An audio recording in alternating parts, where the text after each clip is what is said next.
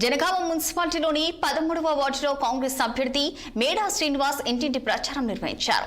ఈ సందర్భంగా ఆయన మాట్లాడుతూ గతంలో కూడా కౌన్సిలర్ గా పనిచేశానని, ప్రజల సమస్యలన్నీ తనకు తెలుసని, ప్రజలంతా తన గెలుపును కోరుకుంటున్నారని అన్నారు. తనని గెలిపిస్తే వార్డును పూర్తి స్థాయిలో అభివృద్ధి చేసి చూపిస్తా అంటున్న కాంగ్రెస్ అభ్యర్థి మేడా శ్రీనివాస్ తో మా వరంగల్ ప్రతినిధి రాము ఫేస్ టు ఫేస్.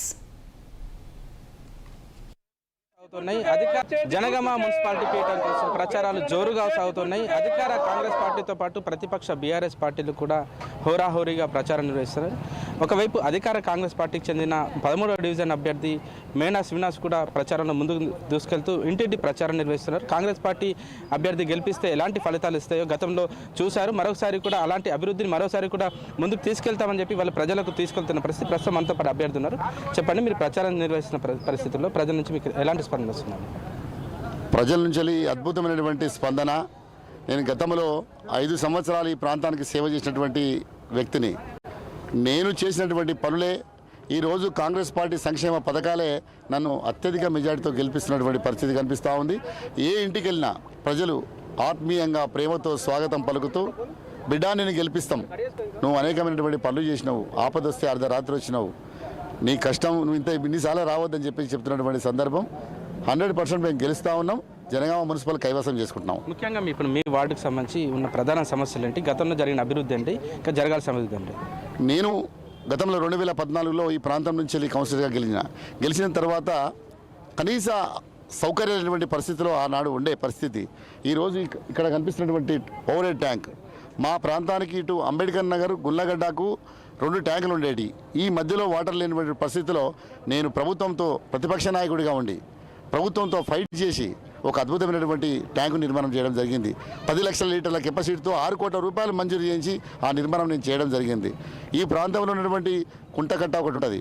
ఆ కుంటకట్ట కనీస సౌకర్యమైనటువంటి పరిస్థితి ఉండే దాన్ని అద్భుతమైనటువంటి స్టేడియంగా నిర్మించి అందులో 13,000 మంది ఆడపిల్లలతోటి ఒక సెల్ఫ్ డిఫెన్స్ ప్రోగ్రాం చేయించి Guinness book of world record సాధించినటువంటి పరిస్థితి ఉన్నది. ఇది వెనుకబడ్డ ప్రాంతం, బడుగు బలహీన వర్గాలు ఉన్నటువంటి ప్రాంతం. అక్కడ ఏముంటుంది స్టేడియం ఎందుకు అనుకున్నటువంటి పరిస్థితుల్లో పట్టణంలో ఉన్నటువంటి అందరు ప్రజలు వచ్చి ఇలా పొద్దున్నే వ్యాయామము వాకింగ్ చేసుకొని షెడ్యూల్ ఆడడానికి ఇండోర్ స్టేడియం గడిచినటువంటి పరిస్థితి. జనగామ పట్టణానికి ఒకటే ఒక ఓపెన్ జిమ్ వచ్చింది. ఆ ఓపెన్ జిమ్ను నా వాడు తెచ్చుకున్నా. సేమ్ టైం ఇక్కడ శవాలు కాలుతుంటే అన్నం అనుకునేటువంటి పరిస్థితి మా పరిస్థితిలో దుస్థితి ఉండే పబ్లిక్. ఇక్కడ అద్భుతమైనటువంటి శ్మశాన వాటిక నిర్మాణం చేసి స్నానాల గదులు కట్టించి ఇలా ఆత్మగౌరవంతో సాగులు చేసుకునేటువంటి పరిస్థితి ఏర్పాటు చేసిన. మీరు చేసిన అభివృద్ధి అంతా మీరు చెప్తున్నారు కదా, మరోసారి నన్ను గెలిపించారని చెప్పి ప్రజల దగ్గరికి మీరు వెళ్తున్న తరుణం ప్రజలను మిమ్మల్ని ఏ విధంగా రిసీవ్ చేసుకుంటున్నారు? 100% శ్రీనివాస్ గెలిస్తేనే మళ్ళీ పనులు అవుతాయి. ఒక్క మామూలు కౌన్సిలర్గా జనగామ మున్సిపాలిటీకి ఎన్నికైనటువంటి నేను ఒక 30 కోట్ల రూపాయలు ఈ వెనుకబడ్డ ప్రాంతాన్ని అభివృద్ధి చేయడంలో నాకు కీలకమైనటువంటి పాత్ర పోషించిన, ఎవరు చేయనంత పని నేను చేసినా కాబట్టి నా అస్త్రం, నా ఆలోచన, నా విజ్ఞాపన కూడా నా అభివృద్ధి చూసి పనిచేయమని చెప్తున్నా. పనిచేసే వాడికి పట్టం కట్టమని చెప్తున్నా. మీరు గెలిస్తే మరోసారి మీ వార్డుకు సంబంధించి ఎలాంటి అభివృద్ధి పథకాలు తీసుకొస్తారు? ఎంత నిధులు తీసుకొస్తారు? ఎలా ముందుకు తీసుకెళ్తారు? నాకు ప్రతిపక్షంలోనే ఉన్నప్పుడే 30 కోట్లతో ఈ ప్రాంతాన్ని అభివృద్ధి చేసినటువంటి మనిషిని నేను ఏం చేయగలుగుతాననేది ప్రజలకు తెలుసు. నేను భవిష్యత్తులో చేయబోయే ఒక కార్యక్రమం ఉంది. బాబాసాహెబ్ అంబేద్కర్ కమిటీ హాల్ ఇక్కడ ఉన్నది. ఈ కమిటీ హాల్ నిర్మాణం చేయడం కోసం మా ప్రభుత్వంతో 30 లక్షల రూపాయలు మంజూరు చేయించి పెట్టిన. కాకపోతే దాని నిర్మాణ దశ 30కి ఇప్పుడు కూలగొట్టేస్తే సరిపడు అమౌంట్ లేదు. ఇంకో 70 లక్షల రూపాయలు తెచ్చి 1 కోటి రూపాయలతోటి అద్భుతమైనటువంటి ఒక కమ్యూనిటీ హాల్ నిర్మాణం చేయబోతున్నాం. ఒక పేదవాడి పెళ్లి, ఒక మామూలు కుటుంబమైనటువంటి ఫంక్షన్ హాల్స్ చేసుకొని బయటికి పోయి 50,000 కట్టే స్థితిలో మా ప్రాంత ప్రజలు లేరు. వాళ్ళ అవసరాలు తీర్చడం కోసం రేపు పొద్దున ఏ సమస్య వచ్చినా, ఏ సామాజిక వర్గ సమావేశాలు పెట్టుకోవాలన్నా ఈ కమిటీ హాల్ని పూర్తి స్థాయిలో వినియోగించుకునే విధంగా దాన్ని చేస్తా ఉన్నా. దీంతో పాటు శ్మశాన వాటిక పునరుద్ధరణ, నేను 1,80 లక్షలతో అభివృద్ధి చేసినటువంటి శ్మశాన వాటిక, స్నానాల గదులు లేనటువంటి పరిస్థితుల్లో స్నానాల గదులు కట్టించిన. నేను ఏమంటున్నా అంటే ఇంకా దాని ఒక నందనవనంగా తీర్చిదిద్ది అసలు ఈ శ్మశాన వాటికనా ఈ నందనవనం అనే స్థితిలో తేవాలనేది ఒకటి ఉన్నది. చెప్పండి, మీ వార్డు ప్రజలకు మీరు ఇచ్చే సందేశం ఏంటి? ఒక్కటే చెప్తున్నా, అర్ధరాత్రి ఆపదొస్తే వచ్చే మేడా శ్రీనివాస్ మీకు ముఖ్యమా? అవసరం కోసం ఆడలాడుతున్న మనుషులు ముఖ్యమా? ప్రతిపక్షంలో ఉండి నా మీద యుద్ధం ప్రకటిస్తున్నటువంటి ఎమ్మెల్యేలను చూసి మోసపోకండి. శ్రీనివాస్ అనేటువంటి ప్రజల మనిషి, తర్వాతనే నా పార్టీ. కాబట్టి అర్ధరాత్రి సమస్య వచ్చినా ఏ రోజు కష్టం వచ్చినా నేనున్నా అని చెప్పేసి ప్రతి గుండెకు ప్రతి ఇంటికి పనిచేసిన వ్యక్తిని ఎన్నుకోండి, మీ సమస్యలు పరిష్కరించుకోండి, ఒక కుటుంబంలా పనిచేద్దామని కుటుంబ సభ్యుడిగా నేను పనిచేస్తానని చెప్పి విన్నపిస్తున్నా.